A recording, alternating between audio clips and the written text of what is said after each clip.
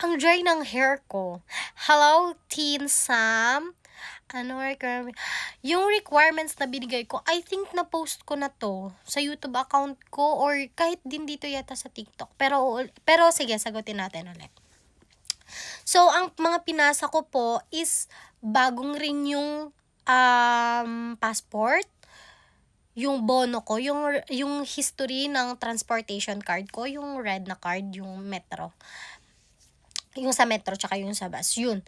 Yung history nun ha, yung ano mismo, hindi yung mga resibo, history. So, pupunta ka sa opisina sa metro, yung sa card mo, sa bono mo, dun ka kukuha ng history mo and walang sita doon, ibig sabihin walang appointment at walang bayad. Pupunta ka lang doon, idadala mo lang yung passport mo.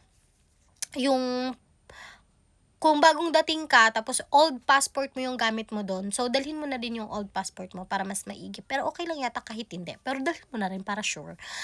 And yung new passport mo din. Kasi nag-change ako ng passport kasi ang sabi nila para daw wala na daw tanong-tanong. Kasi before, may mga interview pa kasi. Unlike ngayon, sa 2 years na lang, wala nang interview, dire-diretso na siya. So, pupunta ka na lang sa police for biometrics. So, noon may interview, kaya papapalit kami ng passport, gano'n. Pero ngayon, wala naman na. Okay. Ayun nga, passport, history ng transportation card mo, history ng pagpapadala mo ng pera sa Pilipinas, and yung kontrata mo sa boss mo. Tapos, ano pa ba yung pinasa ko nun? Yung NBI, tapos apostle mo din ng NBI mo, tapos itatranslate mo yan, papatranslate mo, And then, yung the rest, yung lawyer mo na yung magbibigay nun sa'yo.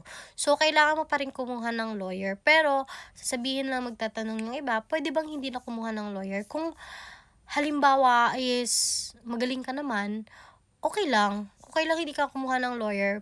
Tas may time ka, ganon, yung stress, yung ganon. Pero kung ako sa'yo, mas worth it kumuha ng lawyer. Kasi, pagpa-process yan ng papers mo eh. Mas alam nilang ginagawa nila. So, yun lang. Yun lang yung natatandaan ko. And yun talaga yung pinaka very important na mga documents na kakailanganin mo pagpapasa ng papel.